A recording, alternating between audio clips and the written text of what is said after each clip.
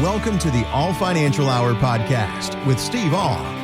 You know, a week ago, the World Series was underway, and a lot of us glued to our televisions. There was a lot of attention on LA's Shohei Ohtani. He's a great pitcher, and he can also hit. So double whammy there. That's pretty unique in baseball. What's also unique is how he is being paid. He's deferred a lot of his salary until later. I'll explain here. He only gets $2 million a year from the Dodgers, but don't worry about that. He gets $100 million in endorsements a year. The Dodgers, they can hire more players because they have more of a salary cap space since he's not taking all of that money at once. Whatever he's paid per year, he only takes that $2 million. And then he gets a bulk of his money late in his career or after he's done playing.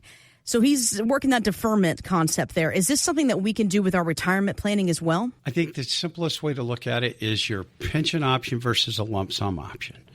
When we get close to retirement, they have said that they're going to pay us X number of dollars per month. And then they also give us an option if you would prefer to get a lump sum instead of that monthly pension. And a lot of people, that's a big difference between the two. And when a lot of people ask about it, you know, a pension is nothing more than an annuity. It's a guaranteed payment for the rest of your life. So we start to look at what could that do? And I'm going to say if your living expenses are higher than your current income are going to be in retirement, you could look at a personally funded pension where you put enough money aside to fill that gap between your lifestyle expenses and your current revenue so that it gives you that opportunity. Now, this one's guaranteed by an insurance company, but if you're not sure how you're going to replace your income in retirement, and you know there's going to be a gap between your Social Security, if you already have a pension, and your lifestyle expenses, it might make sense to set some money aside so that when you actually do retire, you can turn that on and fill that gap for your lifetime. A lot of people look at it for longevity insurance also. If I live too long, I'm going to still get that check.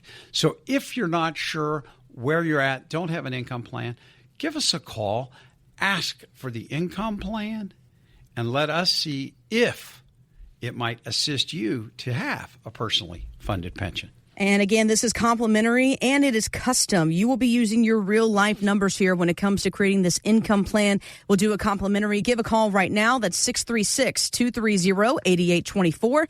636-230-8824. That website, yourmoneymattersstl.com. You know, Steve, you often tell us that we're nearing retirement. We should take our foot off this risk pedal in our portfolio. But really, at what age do we consider this? Christine Benz weighs in here. She's from Morningstar. She thinks it's somewhere maybe after the age of 50. When we look at the data on when people retire, when they think they'll retire relative to when they actually do retire, we see there's a disconnect that oftentimes people are thinking they will hang on longer than they are able to do or want to do. And so I think at age 50, you do want to start de-risking your portfolio a little bit, not altogether, because you could have 45 or more years where you are still going to be wanting to grow that portfolio. But as you move into sort of your late 50s, early 60s, I like the idea of building a bulwark of safer assets. All right. I mean, I see what she's saying here after 50, but I also kind of think that's a little young. I mean, is there an age timeline, Steve? And I guess what kind of safer assets can de-risk a portfolio?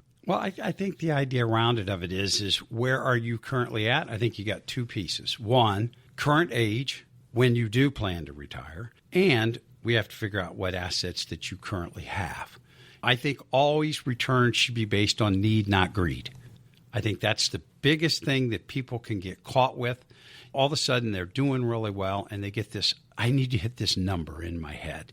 And they take more risk than they really need to be taking at that time. Are they open to it? Yes. But do they need to take the risk? So we look at a couple different sides on that. We can look at it on the investment side. There are things called structured notes. They're all not designed the same, so be careful on that.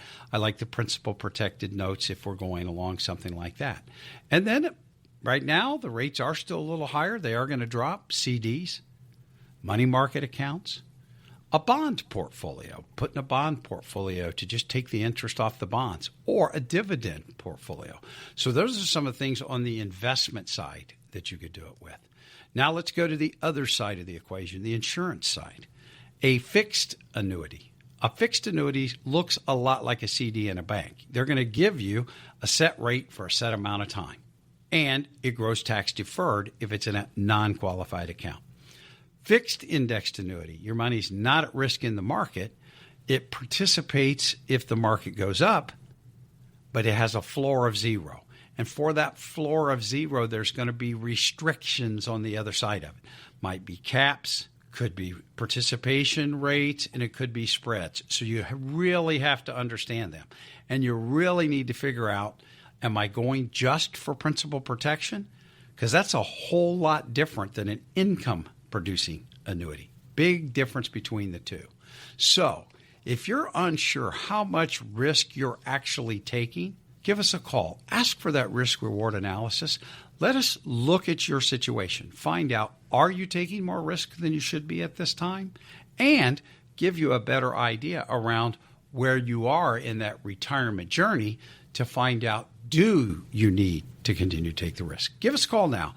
Ask for that risk-reward analysis. That risk-reward analysis, folks, a great way to see exactly where and how your position is your money working for or against you, quite frankly. Give a call today for this risk and reward analysis, 636-230-8824. Again, that phone number is 636-230-8824 and online at yourmoneymattersstl.com. Economist Alicia Munnell, she's said to be one of the nation's experts on retirement. And when she was asked about the key to a successful retirement, she said, don't retire. While admitting that her advice doesn't work for everyone due to maybe health issues and what have you, she insists working as long as you possibly can and getting to the top of Social Security payment means that you're going to have a shorter time to support yourself. Weigh in on this for me. I think everybody's situation is different. I think having that, we've got Alicia that says, don't retire. One of a book I absolutely love from Bill Perkins is Die with Zero. It's like, do you have too much money? Have you gotten all the experiences out of it? Are you working so that more assets are just going to be left for somebody else? And I think that's one of the big things when we get into retirement planning, because almost everybody has that fear of, will I run out of money? I do not want to be a burden to my children. So we keep money and we just keep building and building and building. Well, Pam and Alex were in the office. They had built a great portfolio and they're looking at it and they still have that, quote, fear of running out of money. What if we have the long-term care exposure? The same thing a lot of y'all have got when it comes to that. But we have to look at it. Is the income off of your portfolio going to be greater than what you're spending? Is it going to continue to rise during your retirement years? If that's true, I look at to the point of sitting there saying, if my children are going to be my heir, why not give it to them now if I've got that much? Makes sense. Why not give it to them? If I'm going to give it to charities, I'm sure the charities could use it now more than they can someday in the future when you're no longer here. And I think that's where you got to get that added peace of mind. People say, well, Steve, what if I have a long-term care exposure? Let's look at long-term care insurance. There's insurance for these types of things. That way you get that over that fear of running out of money or being a burden to your children. So both ways, work forever, die with zero. I believe almost all of us are somewhere in between that. If you're not sure where you're at, call. Ask for our comprehensive retirement plan so we can look at it the fact of saying, do you need to start gifting now? Or can you start gifting now? Or do you need to continue to save more? Give us a call. Ask for the comprehensive retirement plan.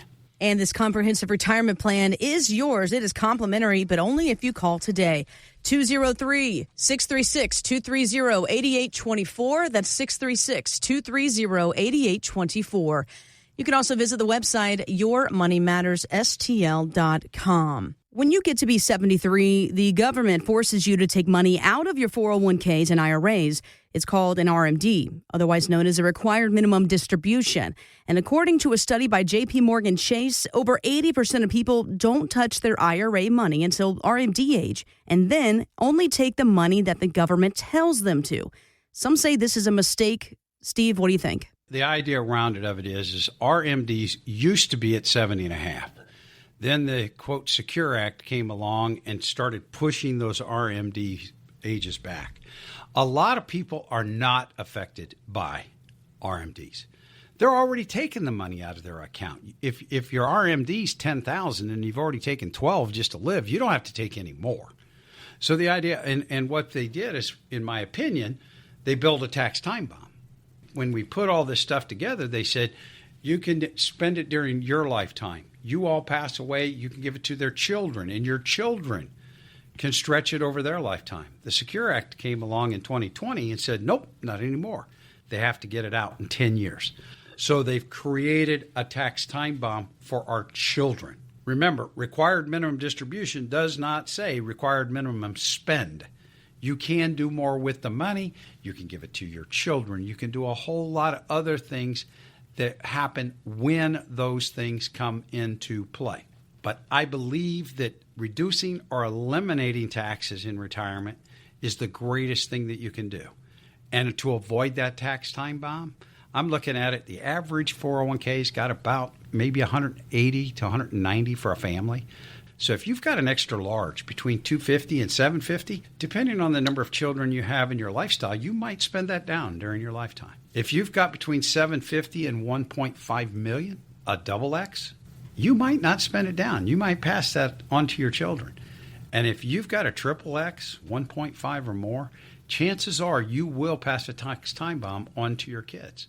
And like I said, I believe that reducing or eliminating taxes in retirement is the best thing you can do for a successful retirement. So if you're not sure where you're at, give us a call. Ask for that tax analysis to find out if Roth conversions might be advantageous for you with yours, so that you don't have to worry about the RMDs quite as much. Give us a call. Thanks for listening to the All Financial Hour podcast. Insurance products are offered through the insurance business All Insurance Group, LLC, AIG. All Financial Group, LLC is an investment advisory practice that offers products and services through Impact Partnership Wealth, LLC, IPW, a registered investment advisor. IPW does not offer insurance products. The insurance products offered by All Insurance Group, LLC, AIG are not subject to investment advisor requirements. IPW and All Insurance Group, LLC, AIG are not affiliated companies. Investing involves risk, including the potential loss of principal. Any references to protection, safety, or lifetime income generally refer to fixed insurance products, never securities or investments. Insurance guarantees are backed by the financial strength and claims-paying abilities of the issuing carrier. This radio show is intended for informational purposes only. It is not intended to be used as the sole basis for financial decisions, nor should it be construed as advice designed to meet the particular needs of an individual's situation. All Financial Group, LLC is not permitted to offer, and no statement made during this show shall constitute tax or legal advice. Our firm is not affiliated with or endorsed by the U.S. government or any governmental agency. The information and opinions contained herein provided by third parties have been obtained from sources believed to be reliable, but accuracy and completeness cannot be guaranteed by All Financial Group, LLC. This radio show is intended for information purposes only.